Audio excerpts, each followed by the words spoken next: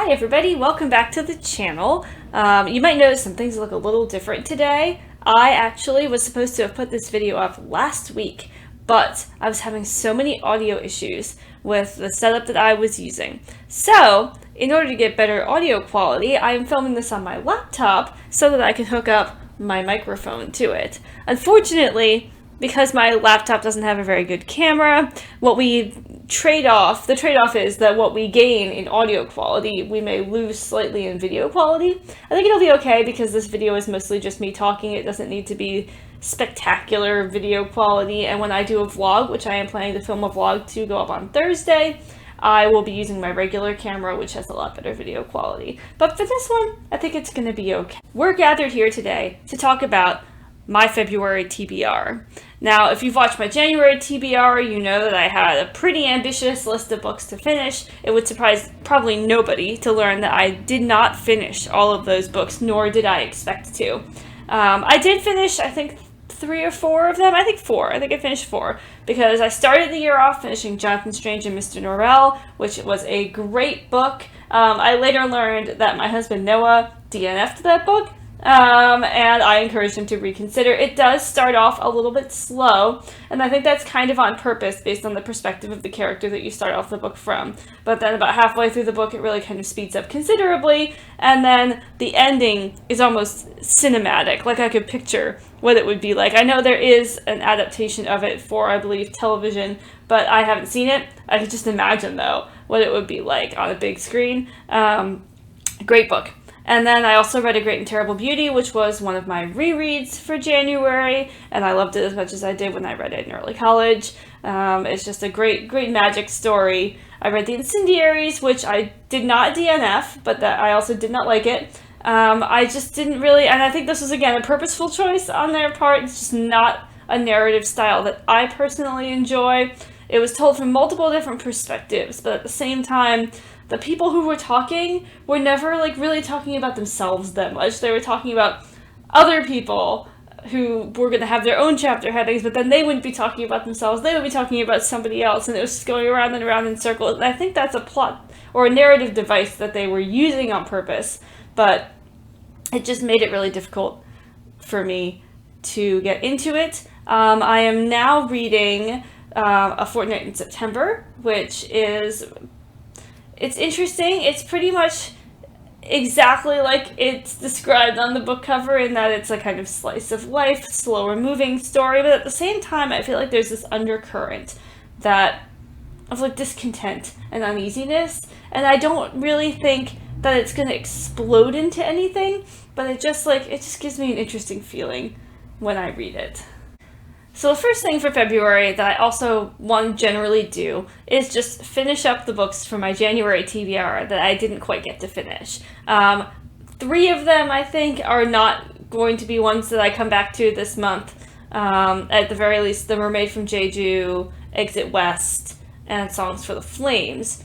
And that's because they were all due back at the library with no renewals at the same time, so I had to return all of them to the library. They might make it onto another month's TBR if I recheck them out, but for now I'm just kind of leaving them at the library where they were and just focusing on the, I think, 5 or 6 books left on my TBR that I still have at home. So that's number 1.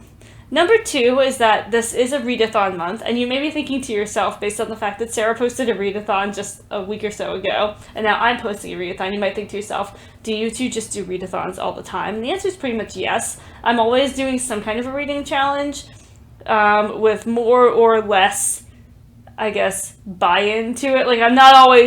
It's not always my main focus, but we are doing a lot of readathons this year.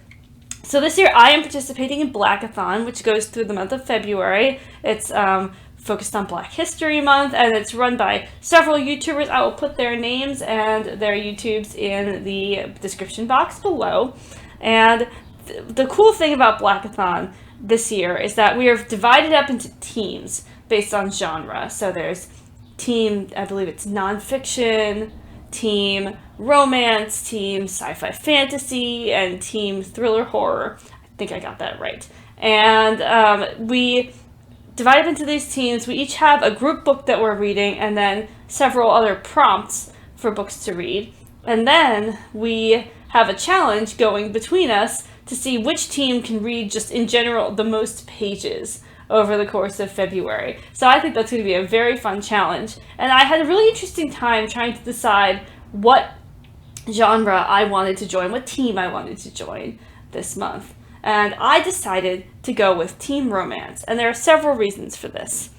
Number one, I don't read a lot of romance. It's kind of outside my comfort zone. And I thought this was just a really cool way to go outside my comfort zone for a month. Read some things I wouldn't necessarily pick up. The second is, it's Valentine's month. And if there's any time to start reading romance, I would say it would be the month of Valentine's Day. The third reason is just that I just really felt a strong pull towards Black love stories with people of color in them. It's not something, it's a gap I feel I have in my reading, and I just felt like drawn to these Black love stories, and joining the romance team meant that I would have a chance to go and look for ways to fill gaps in my own reading. And then the fourth is that just since COVID, I tend to need things that are a little more lighthearted sometimes. I've ended up like watching TV shows that are a little more fluffy than I would normally watch, reading books that are a little more fluffy. And I think that's just really good for me to kind of take the pressure off in a really tough time. We've all been going through a really tough time. So those are the reasons I chose to join Team Romance. I am psyched about Team Romance. We are going to be great. And I'll tell you a little bit more about the books that we are reading. So there are 4 prompts for the whole month for the Team Romance Blackathon prompt. And the first one has to do with duality, and it's a book about the duality between love and hate. And when I think the duality of love and hate in the romance genre, I think of the enemies to lovers plot device. And so I was looking for a great enemies to lovers, and I'd heard a lot about this book called The Worst Best Man.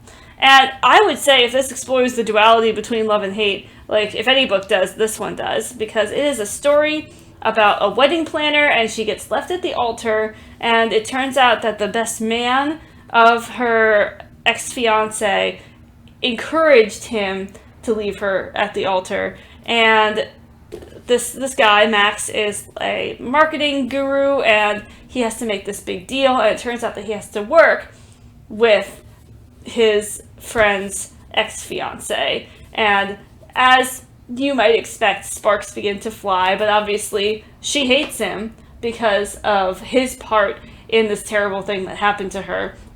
And, honestly, I really don't blame her. So, it's going to be interesting to see. There's this element of, like, we can't be together because of the past. And so I'll be interested to see. It looks like a fun book. I know a lot of people who have had this on their TBRs or who have read it, and based on a little bit of dog-earing around here, it looks like it has been well loved at my library too.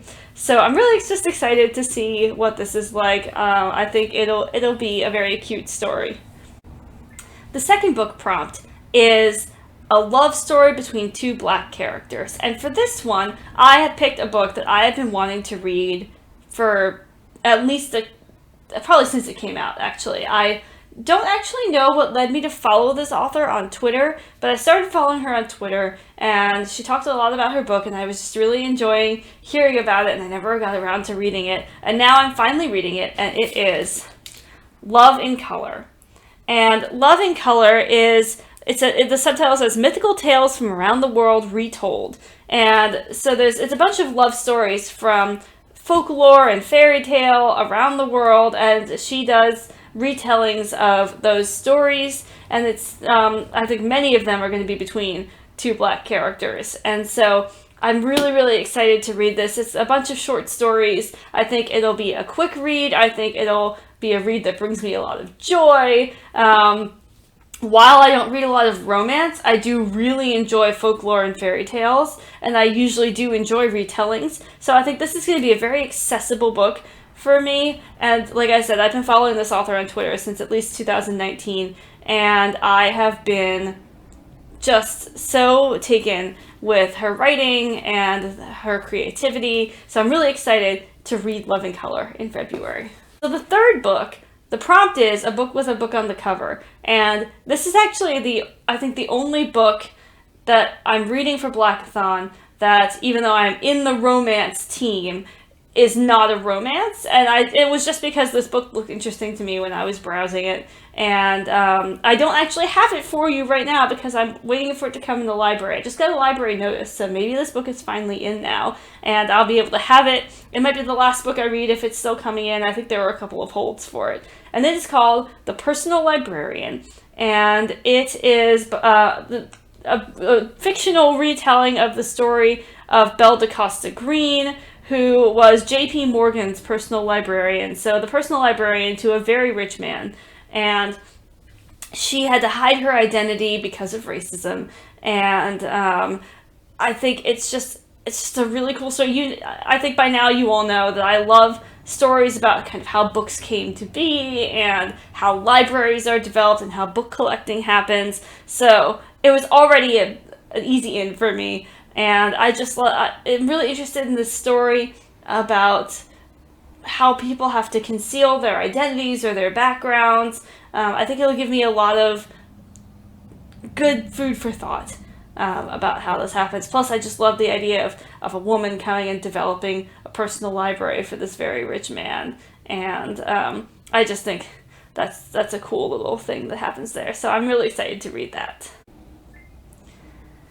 Then the last book for Blackathon is a book that we're all reading the same book together. So for those first 3 books, we were able to choose our own book based on a prompt, but then there's one book that all of us are reading together. And that book is called The Sweetest Remedy. And this is a story about a woman who, her father has died and she has been estranged from him, so she doesn't know him very well. But when he dies, she gets invited back to Nigeria for the funeral, and when she goes back to Nigeria, she really has things that she contends with her family and her identity, but at the same time, there's also a love story in here. So she meets someone, and it gets complicated because there's also this love story subplot. I had not been familiar with this book prior to it being kind of assigned to us for Blackathon,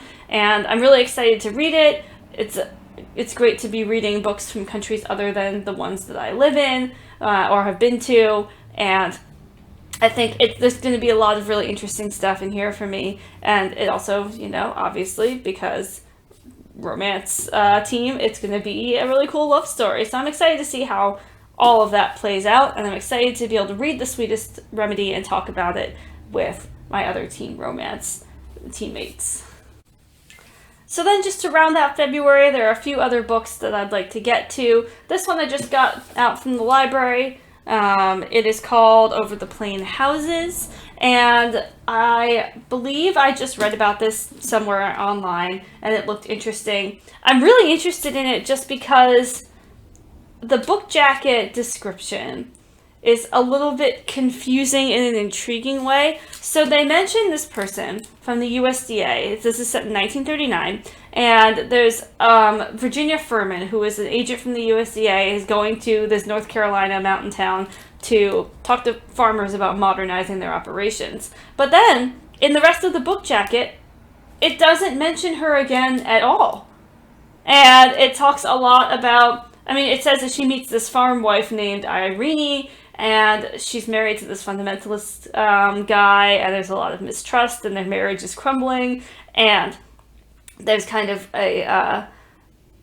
not a mystery, I guess, but like some kind of eerie subplot going on there, and they talk a lot about him and his mistrust of the government and everything, but they don't ever talk about her again in the book jacket. So I think it's primarily a story between this couple, but I'm really interested to see how Virginia actually figures into this whole story, since they mention her at the top of the description, and then they just kind of leave it alone. So I'm really excited to read this. You all know that I really enjoy a good fringe religious subplot, which is why I was sad that I didn't like the Incendiaries as much as I was hoping I would, because there's a cult in it. I like cults. But I'm excited to read this and see a little bit more of that aspect of kind of, I guess, almost the psychology of how some of this is working. And maybe to get more of a sense of, what Irene is doing. They talk a lot about her going out into the woods and very stealthy and very quietly, and I'm interested to see what might be lingering there for her. Then also, there are 2 books that I mentioned in my bookshelf tour that I would like to get to, and I'll just go over those really quickly, because if you watch my bookshelf tour, you already know.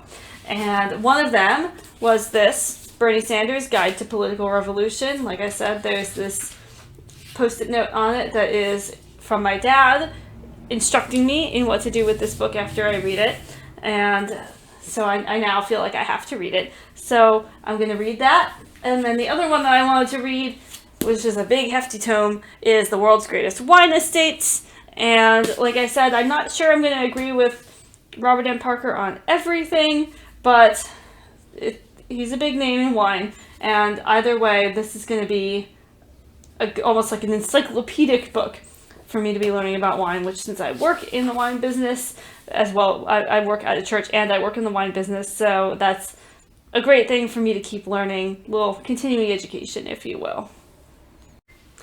So that's all, friends, for my February TBR. I hope that you enjoy it. Look out for me at the end of the month to post a recap of what it was like to do Blackathon. I'm sure I'm going to have a lot of really interesting feedback about what it was like to start reading romances when I don't normally.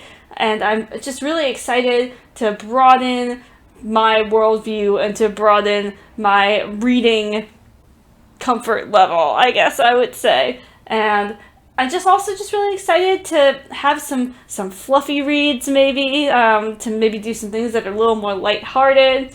You know, the world is tough, and we do what we can to get by, and sometimes that means romance. So I hope that you all have a February that is full of joy and full of love. You'll see plenty more from me and Sarah this month. Sarah has her Hello 2022 readathon recap coming up. We are both working on vlogs. I am struggling to maintain my twice-a-week schedule. It has definitely been going from just uploading whenever I want to trying to push myself to be creative and create content that comes out twice a week. I know it's not mandatory, but this is just a way that I push my own creativity. So I have a vlog that's going to come out this week. It's going to be one of my regular day in the life vlogs. It probably won't have a lot of talking. That's kind of nice for me to do sometimes, to alternate the talking and non-talking vlogs. And then there will be some other good content coming out throughout the rest of February, and then we'll end February with my Blackathon recap. So I hope you all enjoyed, and I hope that you'll let me know what you're planning on reading in the month of February. See you next time!